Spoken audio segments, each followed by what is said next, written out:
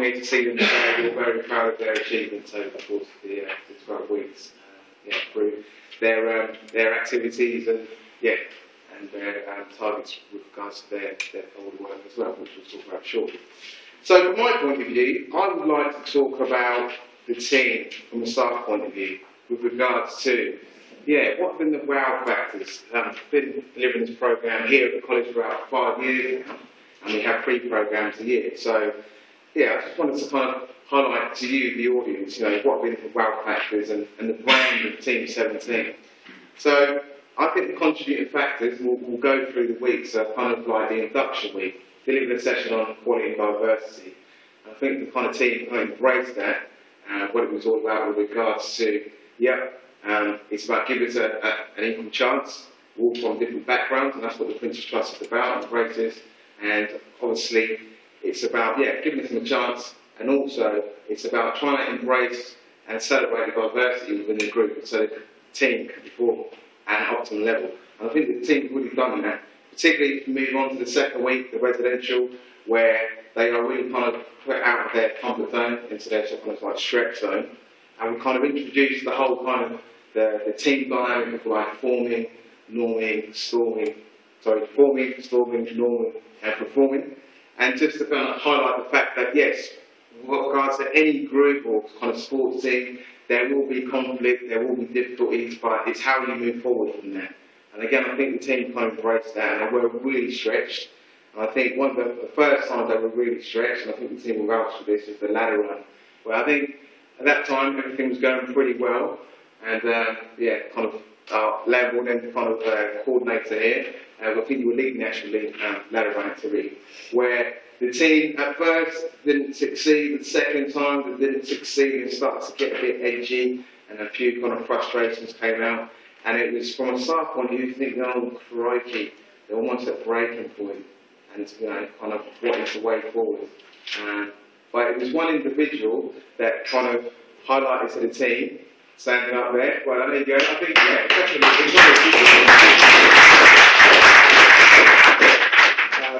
The team kind of sitting there, a few arguments came out, and they just like, Shane was like, are you going to do it? Are you going to do it? And he just went around the whole group, and they were like, yes. And in the end, they managed to complete that kind of ladder run challenge, which is really important, because I think that what we try and kind of get our students to kind of recognise is, you go through life and there will be challenges. And it's not about putting up a brick wall. It's about finding that kind of motivation, that support, that kind of constructive criticism with regards to kind of identifying where we're going wrong and what we need to do to kind of achieve the targets and the challenges that are set out. And I think that ladder run is a kind of another sign to think, you know what, this team, they've got potential. And again, I keep talking about this brand of Team 17.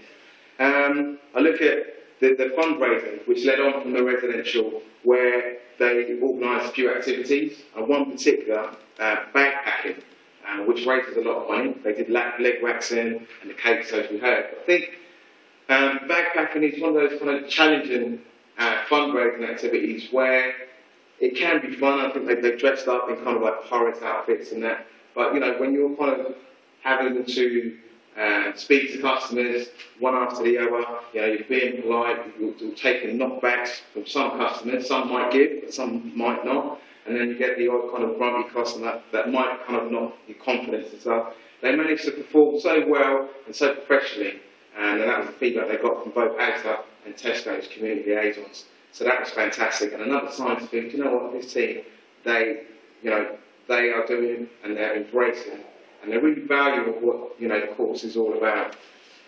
Then the community project at the Bride School, which was a refreshing change. Like I said, we've run the programme here for about 5 years, and they had the opportunity to put together a tranquility garden. So these are for students at the Bride who suffer or experience various learning kind of barriers, emotional behavioural kind of disorders, autism, Asperger's kind of come to mind. And it's quite a wide age range, from like 6 to 23 years old. And unfortunately, they couldn't be with us today because of the snow. But I remember the first day when the group went there to kind of visit and have a look around, Liz Brightwell, who was like the coordinator for our community project, really kind of stress the importance of, once the group were working there, really setting a good example to the students at the Rise. You know, a bit older, this kind of age range for this program is 16 to 25.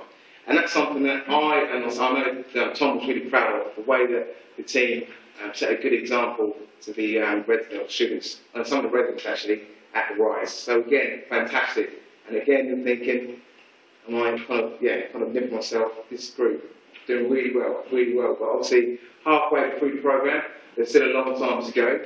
And the next challenge, I guess, is the work experience, where it's even more challenging. They're out of the comfort zone of coming here, and as a group, they're out individually on an individual work placement. Sometimes that can be a real kind of challenge, particularly from a staff point of view.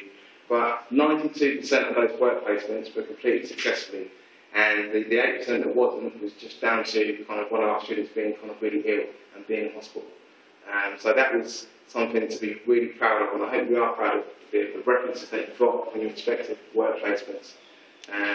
Moving on to next steps, where it's all about kind of progression. There's only 4 weeks left in the programme, so it's about mock interviews, kind of CVs, job search workshops, and it is a bit different now from like the early stages of the programme, where it's about kind of team building, it's all exciting and kind of active learning. And I think from a staff point of view, it can be a bit challenging trying to motivate individuals in the team through that next steps week. And sometimes also it's about, yeah, we're moving on and get a bit kind of a bit worried and nervous and ambivalent with regards to what we've planned for them. But you know, 10 years of being involved in this team programme, I reflected with Tom to say that that was the most kind of engaging, positive next steps week that we kind of delivered. You know, the enthusiasm and the kind of value for what we kind of organised. We had guest speakers come in, both externally and internally, to kind of highlight the importance of, you know, kind of putting together a good CV and covering letters and then making sure you prepare for your interviews and that. And I think an indication of that was when, you know, we're asking our learners to do first and second drafts of like CVs and cover letters. And there was no kind of, you know, we just kind of got on with it and realised the importance of kind of getting their CVs and their cover letters kind of A1. So that was fantastic to see, and the kind of, you know, the contributions, like I said, from external and staff here, you know, it's really paid off. The team challenge does what it says on the tin. It's supposed to be a challenge for the group and individuals in the sense of them kind of highlighting the kind of skills that they've developed through the 12-week programme. And they've really done that. And I think sometimes you've got a group dynamic where if you've got lots of people in your group, people will like, well, do you know what, we've got this to do, I'm not really up for it, there's others, so I'll maybe skip that and someone else can do it. But with this group, they all really done their part and took the opportunity to kind of do their part with regards to organising and delivering like the bingo session and making cards, and really taking time and the interest to kind of, yeah, interact with the residents down at the North Court Care Home, which is in itself very challenging. Some of the residents there, you know, kind of serious cases of dementia, and at first it was a bit kind of uncomfortable, but that's what we try and get our young people to embrace, that, you know, it is a challenge, but, you know, persevere through, you'll be surprised at the positive outcomes that come out at the end. I'm sure the group did value that and appreciate, which came through from their review of that team challenge. And then today, the final presentation, what can we say? You know, I don't need to say anything about it. I hope you are kind of proud of what you saw then, with regards to what they've got out of it individually and as a group. So, I guess now, very shortly, we'll come to the main event where they'll be getting kind of certificates for their time here on the programme. So they'll be getting 3 certificates, and there's 1 still to come.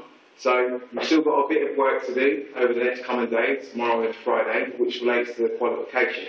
But I know Tom and I and everyone kind of involved that, you know, I'm really proud of this team in the sense of, you know, they've done so much and they've achieved so much. And again, going back to the whole value and embrace of what the programme is all about. And I think, and I'd like to think that, you know, you can be proud of what you've achieved. Coming to the end of this year, you're finishing you on a fantastic high. And like we said, it's not just about completing the course, it's about what you're going on to next. We've all heard about their progression ambitions, so it's about finishing 2012 on a high, and then 2013 continuing your success. And I'm sure Tom and I are looking forward to kind of hearing your achievements on other courses, possible employment. And you haven't got rid of us just yet, because we'll be tracking you for up to 9 months. I know you're saying yes, and see Kelly there in the background, fantastic. Keep in contact with you. So yeah, from a staff point of view, yeah, we are really proud of you, and I hope you are as well. I'd just like to say a special thank you for kind of Tom, and also Heather, who's not, unfortunately not here with us today, with regards to kind of your support with the programme and our kind of team members. And without you, you know, kind of wouldn't be possible. And particularly the circumstances as well.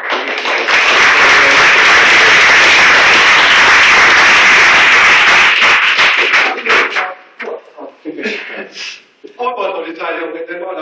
It's basically encapsulating all that has been said. The thing, you know, I've been away from the country for 3 years. It's a bit nerve-wracking coming back. But I keep hard to blessed. I think I must have won the lottery with you guys, because I've come in and watched you guys thinking about where you were at the start, where you are now. You know, and it's been amazing, but you've all made it.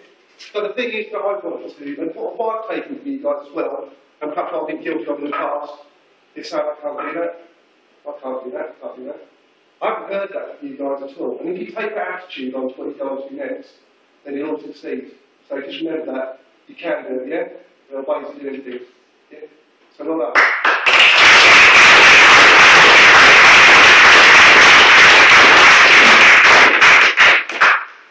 Okay, so final thoughts from our kind of Westside College team here. I'd just like to kind of introduce our Prince Trust Executive, Paul Edwards, who would like to kind of, say a few words about the team and a bit more about the Prince Trust. So put your hands together for Paul, please.